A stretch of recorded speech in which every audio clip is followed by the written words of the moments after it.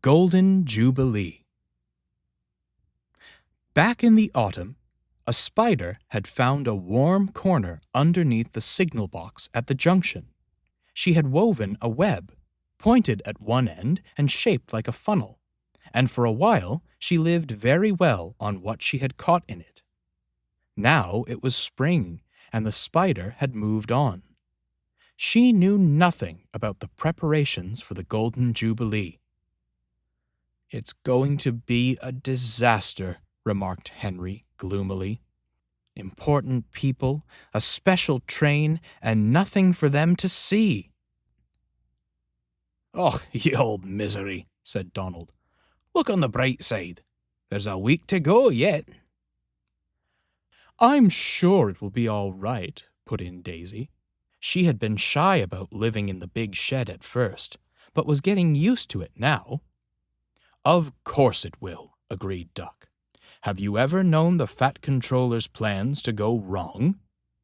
"No," admitted James. "I've never known that." The other engines agreed, except Henry.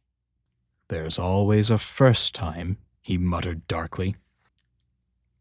But by the time Jubilee Day arrived, Edward's wheel and Thomas's branch line were both mended.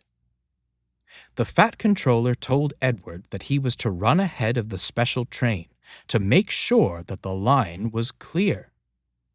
"Does that mean?" he asked excitedly. "Wait and see," smiled the Fat Controller. Crowds began to gather at the big station. There was to be a red carpet, speeches, and a special luncheon for the visitors. "Last time we had a red carpet, the Queen came," remarked Gordon. As the special train drew to a halt, Emma grinned happily at Edward. "Got your 4 lamps arranged?" she asked. "Off you go, then. We'll follow in a few minutes." At the junction, a breeze blew into the room beneath the signal box.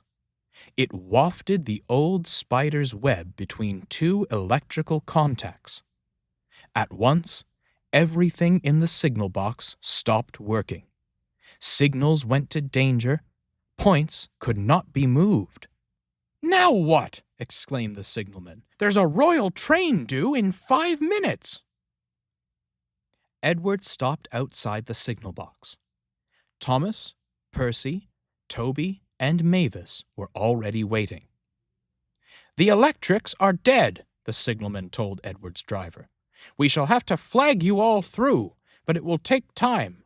You must go first, then the royal." Carefully, men with flags sent the trains on their way.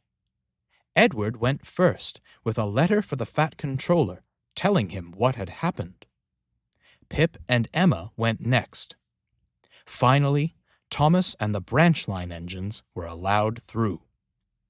At the big station, the crowd was now enormous.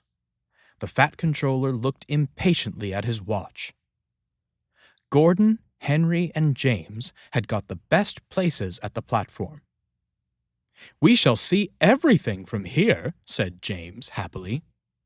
"If there's anything to see," grumbled Henry.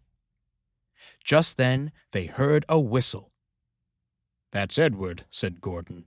"He's had a wasted journey. Poor engine." But we know Gordon was wrong, don't we? Pip and Emma soon drew in, and onto the red carpet stepped a royal personage. "I apologize for the delay, sir," said the Fat Controller, and he explained what had gone wrong. Then he introduced the royal visitor to each of the engines. "I heard about you all after the Queen came here many years ago," he told them. "I am delighted to meet you for myself." The engines whistled loud and long. The royal personage grinned and covered his ears. "The Queen was right," he told the Fat Controller. "Your railway and your engines are a credit to you."